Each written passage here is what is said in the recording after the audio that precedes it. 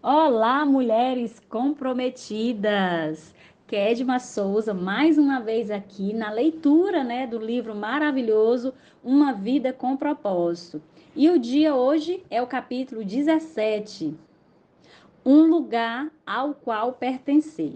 A palavra de Deus, no livro de Efésios, no capítulo 2 e o verso 19, nos diz assim: Agora vocês são membros da própria família de Deus e cidadãos do país de Deus e pertencem à casa de Deus como todos os outros cristãos.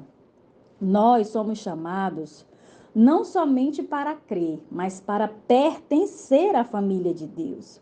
Observe que, mesmo no lugar perfeito como o Éden, Deus disse que não era bom que Adão estivesse só. Ou seja, nós não fomos feitos para a vida solitária.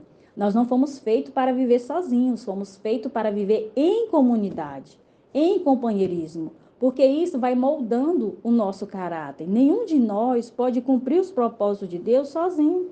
Ninguém pode dizer eu sou autossuficiente, eu não preciso do outro. A Bíblia ela não vai apresentar nenhum santo solitário. Alguém que cumpriu os propósitos de Deus e que viveu nessa terra de forma isolada. Todos, grandes homens de Deus, todos os heróis da fé, eles viveram em comunidade, precisando da ajuda de uns dos outros. Já Paulo, pela perspectiva que ele tinha da igreja, ele disse que ser igreja é ser um órgão do corpo vivo de Cristo. Ou seja, você faz parte deste corpo e você é indispensável e inseparável. Você não pode abandonar o corpo, porque senão você não vai ter vida. Para que o órgão do corpo humano cumpra o seu propósito, ele precisa estar o quê? Conectado no corpo. A Bíblia já nos diz, assim somos como várias partes do corpo humano. Cada parte tem o seu significado no corpo, visto como um todo.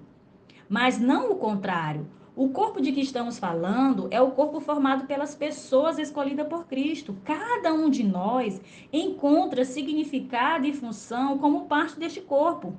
Nós não podemos cortar o dedo, porque se o dedo ficar fora do corpo, ele vai o quê? Morrer. Não existe vida. Ele não pode existir por si mesmo. Do mesmo jeito que nenhum de nós pode viver sozinho e dizer que é o quê? Parte do corpo de Cristo. Desligado e arrancado do sangue vivificante da igreja local, a pessoa tem sua vida espiritual enfraquecida e, consequentemente, vai deixar de existir. Sempre nós temos que ter o cuidado de não abandonar a nossa comunidade cristã. Porque quando você abandona, todo o restante começa a desmoronar. A igreja é o plano de Deus para o mundo. Jesus disse: Eu edificarei a minha igreja. Ele não fala de pessoas individuais, ele fala do corpo de Cristo. E as portas do inferno não prevalecerão contra ela. A pessoa que diz que não precisa da igreja é uma pessoa que está agindo com soberba, com arrogância, né?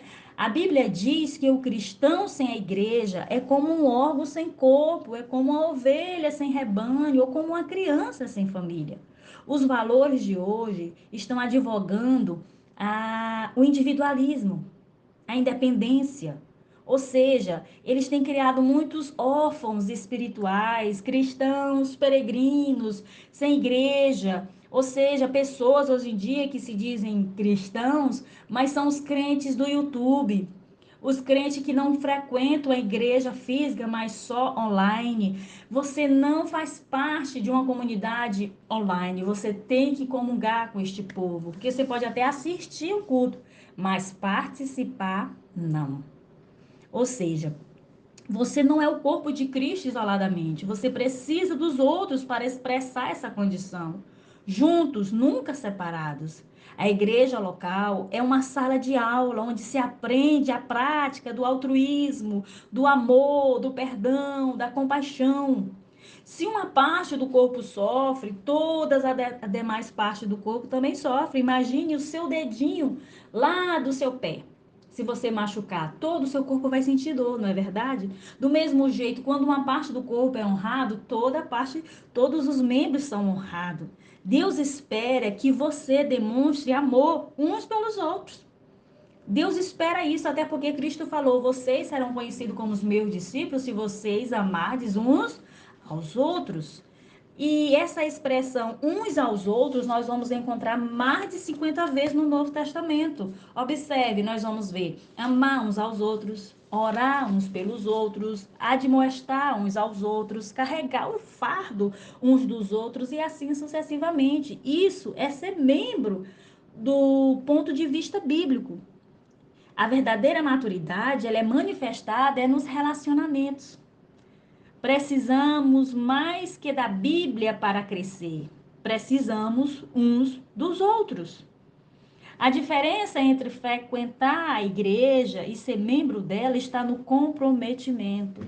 Observe que os frequentadores, eles só são consumidores, enquanto que os membros, eles participam, eles contribuem.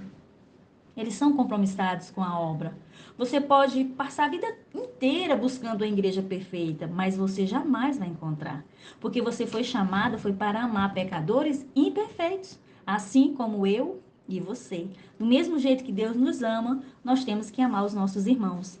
A vida cristã é mais do que apenas um compromisso com Cristo. Inclui também o compromisso com os outros cristãos. Que Deus abençoe você. Um forte abraço.